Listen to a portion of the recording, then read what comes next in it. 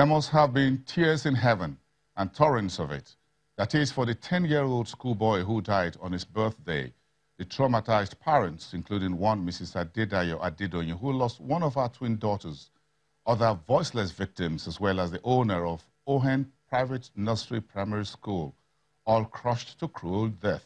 The tragedy was caused by the collapse of the 3-story building housing the school, located at number 14 Marcy Street, Itafaji, Lagos Island, on that fateful Black Wednesday, March 13, 2019. It was more like a mind-bending midnight horror film full of sorrows, tears, and blood that seemingly belonged to the realm of a thespian's weird imagination. But it was not. The tragedy took place at 10:20 a.m. and was as real as one's accompanied shadow hovering in the silent sun. That was how Ayo Yozebaje, a columnist in the Punch newspaper, described that fateful Wednesday, March 13 event, as he wrote in the Punch newspaper. One of the greatest sad story of Nigeria's in educational sector in the new year 2019. And of course, images of dilapidated public schools are always in the news. But this time, a private school, which is supposed to meet all best standards, was in that building, and many lives of those school children were lost, including others. So, we try to find out here on Business Monday what really is the problem with private school business. We often talk about public schools, how quality standards and structures have gone down over the decades. But private schools seems to do a lot better. So what problems do they face? And how do we change this narrative moving forward? This was what the educationist and the CEO at Crystal Private School told me in an interview a few days ago. Take a listen. Madam, what do you consider as the most important issues or challenges for schools in Nigeria, for educational system, in particular for those of you who are in the private school enterprises? Yes, we have a lot of challenges as school owners, but we thank God for the present government that we have under the leadership of President Muhammad Buhari and his deputy, Yemi Osinbajo, and the Honorable Minister for Education, Professor Adamu Adamu. They've done a good work concerning education in Nigeria. Also, in Lagos State, our governor has done a good work too, together with his deputy and the Commissioner for Education. Before this time, the challenges we had were enormous. But now, through the help of God and our government, it has been reduced. But all the same, as Oliver we want more. What was the main challenge you had? Is it the bad structure of schools? Yes. What is it? Yes, no. The challenges are that too much levies for private schools. We pay a lot of money as annual dues, approval, inspection, and so on, get forms, which if you just get form for nursery, you have to get for primary, you have to get for secondary. Whereas you just get allowed to get one form for the 3, since it's the same person that wants to establish the 3 schools.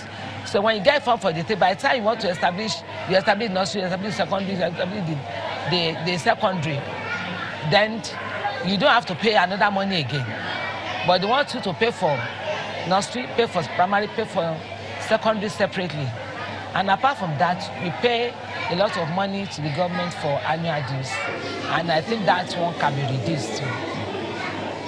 Not only this too, the state exam to state-owned secondary schools, the public school, they don't pay, but the private schools pay. Because the government believes those of you in private schools make a lot of money. No, we don't make money. That's what everybody believes. School fees, but parents complain that a lot of money are paid as school fees. Because we are the only one, the government is not giving us anything. We are running the school on our own account. And if not for the help of the bank, some schools will have packed up by now. And a lot of schools have even closed down because they cannot sustain themselves. Only those few of us that are still in business. And that's why we have mushroom schools around. Do you think because things are very tight, so some people put schools in very poor buildings like the one that collapsed in Lagos?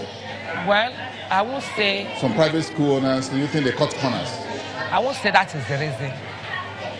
It can be part of the reason, but that's not the major reason. Some people just put up schools because they just want to do something. They don't have job. If you look at those people that have those ramshackle buildings, some of them are not trained. They are not professionals. If you see a professional in any business, you see that that person will do well, and we know the right structure to put children. You don't just put children inside any building. You have to look for the template of a school, and you have to make sure that you construct your school according to the template that are given to you. So you don't just construct school anyhow. Because like the one that collapsed yesterday, that one was not a school. It was in a building that is housing shops and residential apartments. So that's not a school. A school is not supposed to have any other business place attached to it, and no residential apartment should be attached to any school. So that's why I said that one is not a school. But I would have thought maybe the government would have seen that, because it's not in the village. It is in the heart of Lagos. So I think some people should have seen it, but maybe the right people did not see it. And that is why this happened like that. But do you think the state of the economy is affecting school owners, private school owners like yourself? Yes, it's really affecting us. Because we live on loans from the bank. Because our parents, some of them are unable to pay the school fees of their children. Some of them are out of job. Some of them, their businesses are not thriving. And a lot of things that we want to do in the school that we don't have money to do because parents are not paying. And by the time we drive these children away, they come to beg. Some of them will tell us they don't have job, if the brother, is the sister that is paying the fees. And since when they have this money that they will pay. If I will be forced to give some children scholarship, when we know that they are very brilliant and their parents cannot pay, we offer them scholarship. So, and we cannot be doing that to all the pupils. It's only few of them.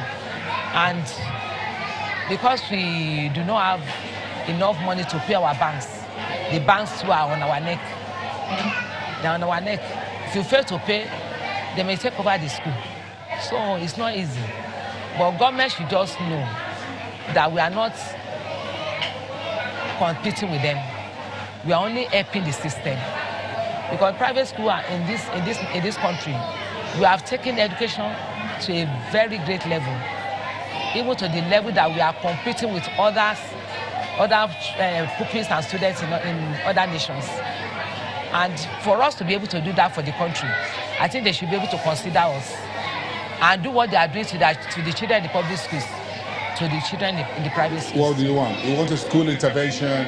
You want billions of naira from the government? Yes, they should include private school in the budget for education. Like this feeding. The free school feeding program. Yes, it's not extended to private school.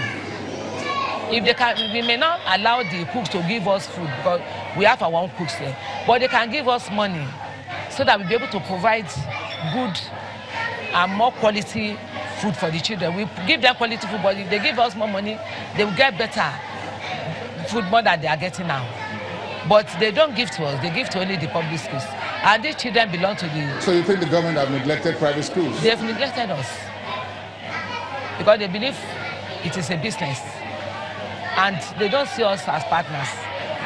They should see us as partners, not as businessmen and women. Because you pay tax? We pay. We pay, our staff pay too. So they should see us as partners in business, not as competitors. And these children belong to them. So when you meet with your other private school owners, you have your association, your union, what are the common issues that you folks talk about? And these are the issues I've mentioned. We talk about this registration of schools, about annual dues, about government it's like the welfare of children in private school is not all that. They are concerned, but they don't want to spend on it. They just want the private owners to continue to bear the burden. And I think government should be able to do something for us, because the present government is doing something for the market women. Yes, they are doing something for them. They should also consider private schools too. They can give us some money, or they can also intervene, maybe with the banks on whatever about the interest or whatever. That the banks, they should make sure that our own interest is not the same with the other businesses. Other businesses. For example, what interest rate are you looking at for schools? Maybe like 1%. 1%. That's a whole lot of money. You want like free money? Yes. Because yes, so that we can develop educational standard of this nation. The level has to be increased. So they have to give us, they have to make money available for us. Even if we are going to pay back, but the interest should be very low. All right. Thank you very much. We appreciate what you are doing. Thank you so much, madam.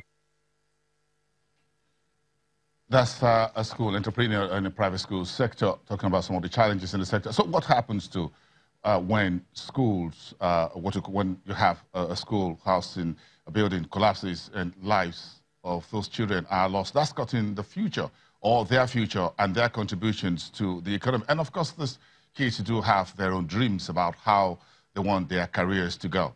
So these are what some of them says they would like to do with their dreams if we don't kill them young or catch them young. What will be in future? A doctor. Are you sure? Who is a doctor? A doctor is a person who takes care of sick people.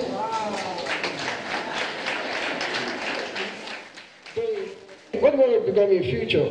Doctor. Are you sure? You dream it? Okay. What would you like to become in future? Engineer. Are you sure? Yes. And why do you like to become a soldier in future? Because I want to defend my country. I want to save life and property. What would you like to become in future? The astronaut. Why do you choose to become an astronaut in future? I want to go to space. I want to become a teacher. A teacher? Wow. Look at Mr. Fulay. Why do you become like Mr. Fulay? I like to become a pilot. So I'll fly plane from one country to another. What are those things you need to do to become a pilot? You have to be focused, and if you go to the highest decision, you go for the course. Okay, please let's put us together for him. God bless you. I want to become a pilot. Why would you like to become a pilot in future? Because I want to fly plane to another country. I want to be a journalist because I want to enlighten the society. Please let's put us together for him. Okay, you like to become a teacher? Because I want to make lovely life. Want to make a lovely life? Okay. A good one for the one who wants to be a journalist there. I found some of my future colleagues there. By the time they become journalists, some of us would have become perhaps just educationists. But let's just leave it at that. Thank you.